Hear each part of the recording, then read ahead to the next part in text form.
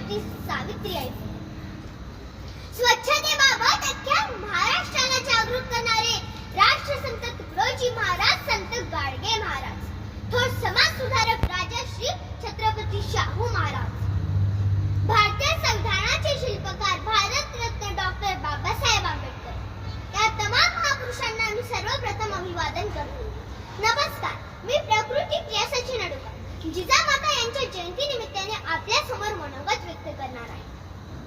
स्वराज्याची प्रेरणा तुम्ही महाराष्ट्राची शान, स्वराज्याची प्रेरणा तुम्ही महाराष्ट्राची शान, मुजरा तुम्हाला मानाचा, मुजरा तुम्हाला मानाचा, झुकवणं माझी मान, झुकवणं माझी मान. 1605 मध्ये जिजाऊंचा विवाह शहाजीराजे भोसले यांच्याशी झाला. जाधवांची लेक ती भोसलेंची सून होऊन आली, जाधवांची लेक ती भोसलेंची सून होऊन आली आणि शहाजीराजांचा संसार सोन्यापरी सजवून गेली, सोन्यापरी सजवून गेली. जेव्हा मासाहेब जिजाऊ यांना डोहाळे लागले तेव्हा त्यांच्या सर्व इच्छा पूर्ण करण्यात येत होत्या. एकदा मासाहेब जिजाऊ यांना अस्वस्थ वाटत होते. त्यांना विचारण्यात आले की तुम्हाला काय झाले. त्यावर मासाहेब जिजाऊ म्हणाले, आम्हाला भरधाव घोड्यावरून रपेट मारावीशी वाटते, तलवार भाला दानपट्टा चालवासा वाटतो, वाघावर बसून मोगली राजवटीचा खात्मा करासा वाटतो. वाघिणीचं काळीस्तीचं वाघ तिच्या पोटी, वाघिणीचं काळीस्तीचं वाघ तिच्या पोटी, स्वराज्याचा ध्यास तिला, स्वराज्याचा ध्यास तिला, जगदंब जगदंब तिच्या ओठी, जगदंब जगदंब तिच्या ओठी.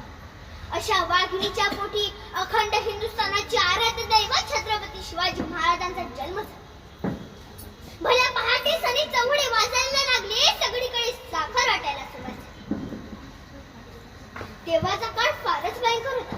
सर्व मराठी सरदारांना मोगलांच्या व आदिलशाच्या दरबारामध्ये गुलामी करण्यात मोठेपणा वाटत होता. त्या काळचा एक प्रसंग सांगू इच्छितो. शुभांना भेटण्याच्या इच्छेने शहाजीराजांनी जिजामातेला पत्राने निरोप पाठवून बंगळूरच्या जहागिरीत बोलवले.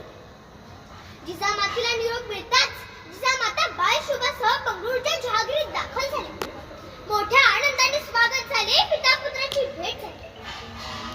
शहाजीराजांनी बाळ शिवाजीला आदिलशाच्या दरबारातील तोफखाना, हत्तीखाना अशा अनेक प्रकारच्या गोष्टी दाखवल्या. अशीच एक संध्याकाळची वेळ होती. बाळ शुभा जिजामाताला काही दिसले नाही म्हणून सरदारांना विचारण्यात आले.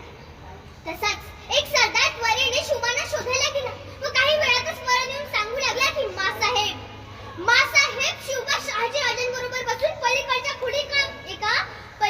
खोलीत एका नृत्यांगणाचे नृत्य बघत आहे. सर्व राजदरबारातील सरदारही तिथे उपस्थित आहेत.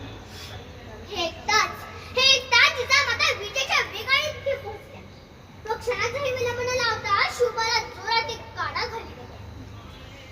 सर्व दरबार स्तब्ध झाले. नृत्यांगणाचे नृत्य झाले. आपले काय चुकले हे बाळ शुभाला काही कळले नाही.